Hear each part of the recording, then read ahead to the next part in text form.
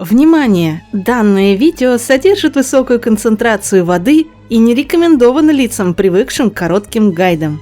Доброе время суток, друзья! Из названия ролика вы должны были уже понять, о чем он будет. Изначально я думал записать его коротким и, возможно, даже без слов, в виде классического мастер-класса. Но Source такой пластичный и в то же время кривой движок, что одну и ту же задумку можно реализовать разными способами и получить разные баги. Об этом всем мы и поговорим сегодня.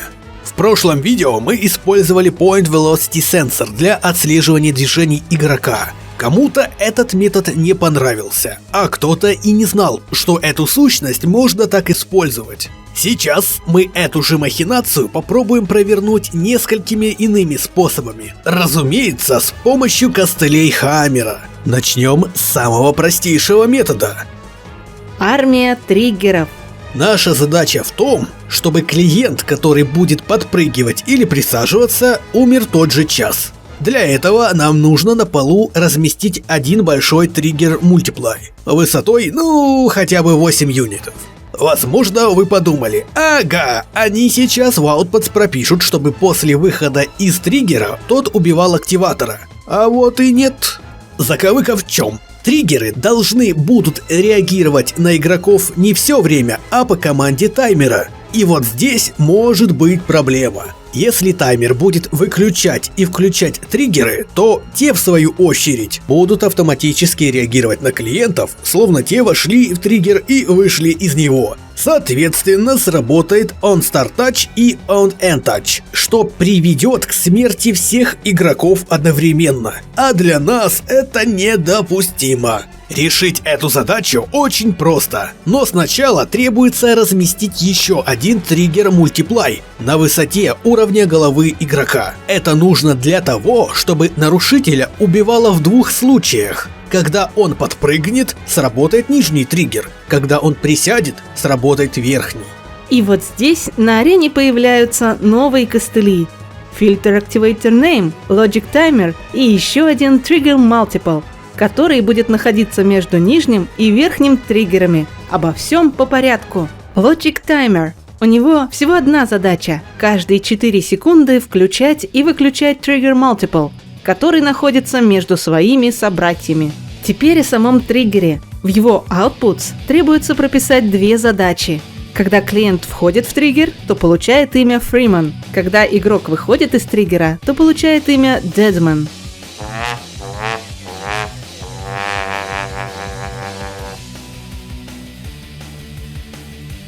Не закрываем свойства, а перейдем на вкладку Outputs, где нужно указать, в случае провала теста, убить активатора. Теперь о том, как это все работает. Каждые 4 секунды клиенты будут получать одно из двух имен. Одно безопасно, другое же будет убивать нарушителей в случае выхода из нижнего или верхнего триггеров. Кстати, о них. В Outputs нужно указать, чтобы они тестировали фильтр, когда игрок подпрыгнул или присел. Вот в принципе и все. Хотелось бы так, но это не так. Мы научились отслеживать движения лишь в двух направлениях и наказывать нарушителей. Теперь о самом спорном решении. Как отслеживать горизонтальные перемещения игроков. Можете бросать в меня тапками, но не могу я не поведать об очевидном варианте. Берем верхний или нижний триггер и помещаем его между ними, установив ради экономии количества сущностей размеры 64 на 64 юнитов. А затем просто копируем этот триггер столько раз, сколько у нас занимает отслеживаемая территория. Да, это ужасное зрелище. Да, это страшные траты лимитов. Но такая условность порой необходима. Дополнительным недостатком этой системы будет еще то, что размер триггера в 64 юнита. Значит и то, что игрок сможет все же двигаться в определенном радиусе в то время, когда по идее любое движение запрещено. Исправить это, конечно, можно, сделав триггеры не в 64 юнита, а в 33. Но тогда их станет еще больше и выглядеть это будет еще страшнее. Но зато будет работать как часы. Один триггер, одна жизнь. Рассмотрим еще один метод. Его суть в том, чтобы привязать триггер к игроку на время. Когда станет запрещено двигаться, триггер будет отвязан и отреагирует, если клиент выйдет за его границы. Для начала придется разместить триггер Multiple во весь рост игрока. Можно даже чуть опуститься ниже уровня земли, для того, чтобы во время прыжков не было проблем. Толщина триггера 2 юнита, чем меньше, тем лучше. Рядом для подстраховки можно разместить Filter Activator Name, который исключит случай, когда один игрок запрыгнет на другого и тем самым убьет его. Ничего, кроме имени, в фильтре указывать не нужно. Возвращаемся к триггеру, укажем имя фильтра, а затем перейдем в Outputs. При соприкасании с триггером дать активатору индивидуальное имя, в нашем случае Player 01. При разрыве контакта убить активатора. Теперь важное, через 1 миллисекунду нужно через команду Add Outputs указать фильтру имя игрока. Тогда триггер не станет реагировать на других клиентов. Запомните эту фишку, она, возможно, много раз еще пригодится вам. Дальше требуется привязать триггер к игроку, но если сделать это через setParent, то во время их первого контакта игрок умрет, а все потому, что при касании триггер посчитает, что контакт разорван и произойдет on-end touch сценарий. К слову, он происходит и когда вы будете выключать свои триггеры на карте, если в этот момент внутри триггеров находятся активаторы. Думаю, стоит дополнительно упомянуть о том, что если просто привязать любой объект к игроку, то при вращении будет вот такая ерунда. Что делать? На помощь придет сущность Logic Measure Movement, которая умеет синхронизировать движение или взгляд между родителем и наследником. Дайте ей имя и используйте ее в качестве 2 точек отсчета. Это заставит телепортироваться триггер в нулевую точку клиента. При использовании такой связки вы должны знать о 2 особенностях. Во-первых, нужно будет опустить якорную точку триггера вниз, потому что именно в ноге будет телепортирован объект. И если не трогать якорную точку, то триггер будет торчать из-под земли лишь наполовину. И во-вторых, когда к игроку привязывается не физический объект, то в большинстве случаев он будет не намертво прикреплен за игроком, а как бы догонять его в движении. Порой это может не просто раздражать, а и ломать всю задумку.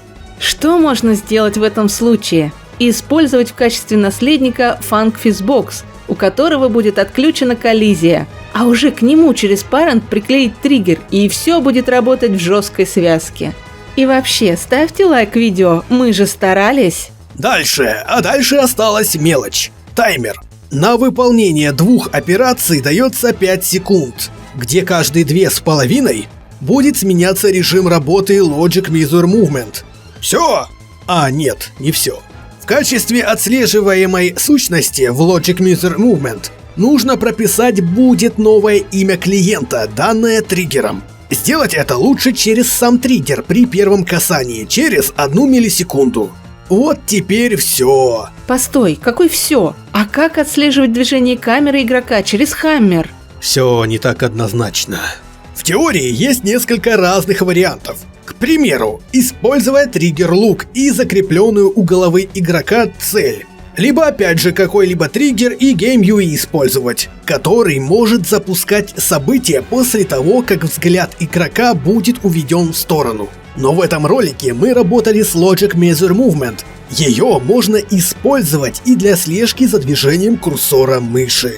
Создайте 2 кубика Funk Fizzbox с отдельными именами и без коллизии. Они должны будут смотреть друг на друга. Это настраивается в графе Pitch Yav Roll. Далее, рядом с ними разместить требуется новую сущность Point Angle Sensor. О ней на канале есть ролик. Нужно указать оба куба в качестве отслеживаемых объектов и выбрать толерантность кратной единице. В Output же прописать, когда один куб не смотрит на второй, убить нашего игрока.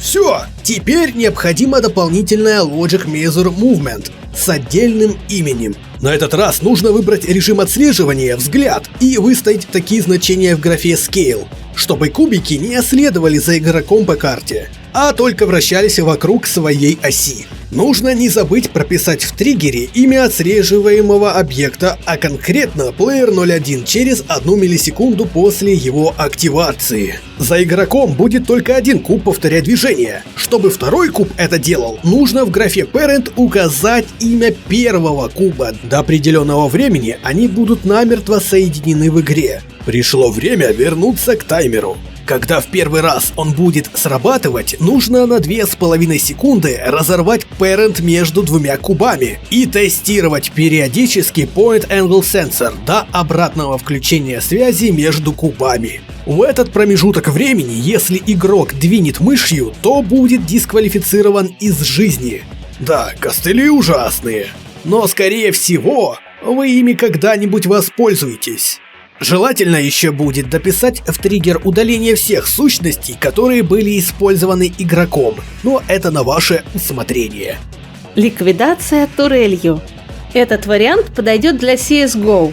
Все довольно просто, и использоваться будет Env Gunfire заранее отмеченной целью. Турель будет отключена в начале игры, и когда игрок двинется в запрещенное время, турель включится и отстрелит анархиста. Если не заморачиваться, то можно просто использовать для каждого из игроков отдельный Env Gunfire. Очень удобно в реализации с Point Velocity Sensor. В следующем коротком мастер-классе мы покажем, как использовать минимальное количество сущностей для этой системы. Сегодня ролик и так уж вышел нестандартно затянутым.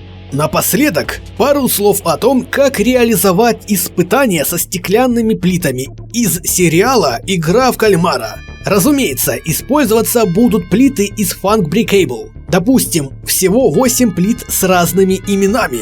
Часть из них будут разрушаться от касания с игроком, другие нет.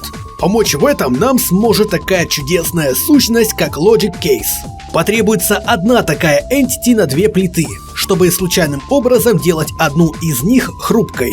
В Logic Case нужно записать 2 сценария одинаковых, только с разными именами.